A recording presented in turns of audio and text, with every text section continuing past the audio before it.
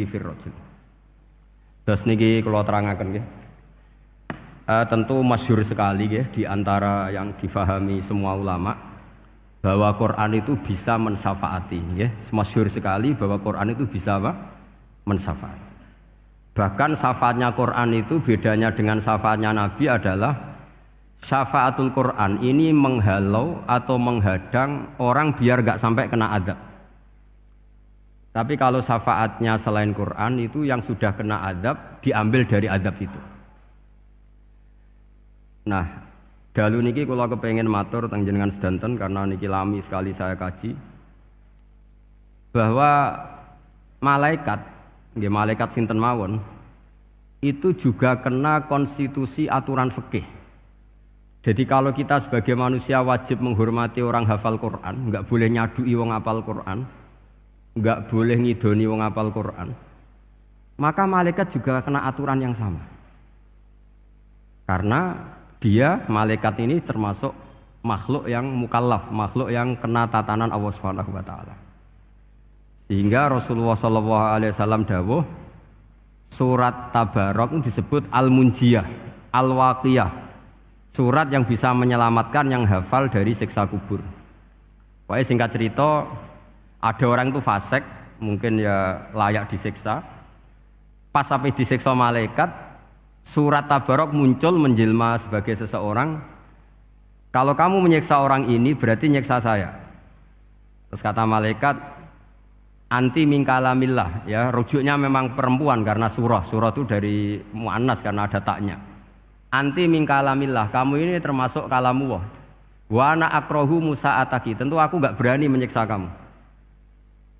Ya terus berdebat kata malaikat, ini orang enggak benar, ini orang fasik, saya harus mukuli dia.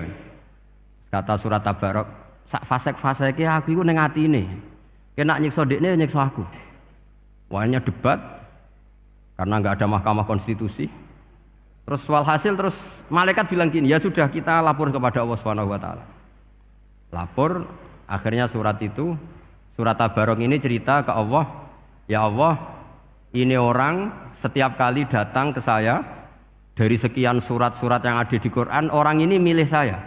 Yang dipelajari ya saya, yang dihafalkan juga saya. Ini kata surat Tabarok kepada Allah. Jika orang ini hafal saya tidak ngefek ke dia untuk tidak disiksa, maka mendingan saya tidak termasuk kitabika, saya tidak termasuk Quran saja. Wong jadi Quran ora iso nyafaati. Terus kata Allah, lho kowe kok emosi kata Allah. Ya harus emosi dong Gusti. Masa wis dadi Quran kok gak iso nyafaati sing hafal. Terus kata Allah, wis pek aman. Makanya terus banyak orang ngapalkan surat Tabarok. Ya ini sekaligus ijazah nih. Untuk meradam kemarahan malaikat niku apal surat Tabarok. Syukur-syukur apal 114 surat. Oh niku malaikat sinten mawon pun kena ini. Cukup apal Tabarok. Sehingga adatnya orang-orang Jawa selain apal Yasin itu apal Tabarok. Nah saya itu lama sekali mempelajari bab ini. Ternyata di antara pokoknya itu satu, karena malaikat itu kena aturan fikih. Nggih imut nggih, malaikat itu juga kena aturan fikih. Jika orang hafal Quran itu haram disadui, kita haram menghinakan, maka malaikat juga kena aturan tidak boleh menghinakan orang yang hafal Quran. Dan alhamdulillah di banyak surahul hadis, hafal Quran itu maknanya tidak harus hafal semuanya. Orang boleh hanya hafal Tabarok, boleh hanya hafal Waqiah. Itu kalau kamu hafal betul, surat ini juga bisa berdiri sendiri mensyafaati Anda. Kayak ini surat Tabarok, beliau matur kepada Allah Subhanahu wa taala. Redaksinya gini, inna fulanan amida ilayya min baini kitabika fata'allamani wa ta'alani. Jadi dari sekian surat yang ada di Quran, orang ini selalu milih saya ya Allah. Jadi gampangannya surat Tabarok, wong saya diprioritaskan orang ini kok saya dingin-dingin saja ketika mau jenengan siksa, ini enggak fair. Apa gunanya saya sebagai kalamullah, sebagai kalamuka ya Allah kemudian enggak ngefek kepada orang ini. Akhirnya walhasil sama Allah surat Tabarok diberi hak syafaat. Makanya akhirnya semua ulama ijma yang bisa mensyafaati itu adalah satu Quran, dua Rasulullah SAW, ketiga orang-orang soleh dan seterusnya. Tapi yang penting dari ngaji ini adalah bahwa malaikat itu kena konstitusi. Makanya saya punya ijazah untuk jenengan. Malaikat itu bisa diteror, sampean tenang saja. Malaikat itu bisa diteror, bisa dibully. Masyhur itu di cerita Nurul Dzulam, karangannya Senawawi. Sayyidina Ali yang mbahnya Habib Ali ini, Sayyidina Ali bin Abi Thalib.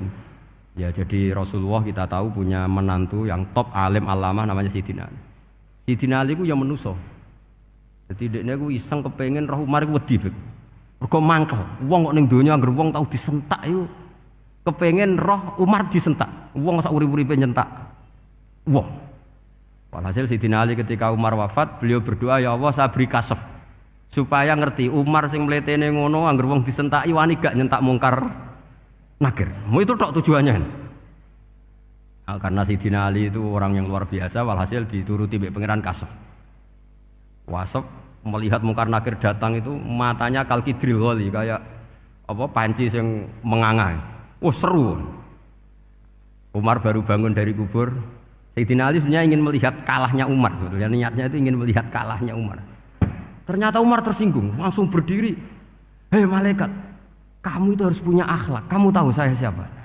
Saya ini temannya kekasihnya Allah. Yang diandalkan temannya bukan dia. Jadi bolehlah neror malaikat itu boleh. Kamu tahu saya ini siapa? Saya ini temannya kekasihnya Tuhan, kekasihnya Allah. Ya ke sapa? Kancane Nabi Muhammad.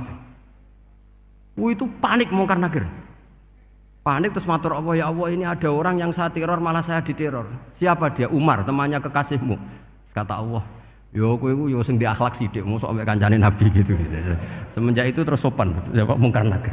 Tapi Sayyidina Ali gagal ngelihat Umar kalah. Padahal cita-citanya kepengin Umar sekali-kali kalah. Jadi ada sekian cara untuk apa kalau dibahasakan untuk meredam malaikat. Masyhur ada ulama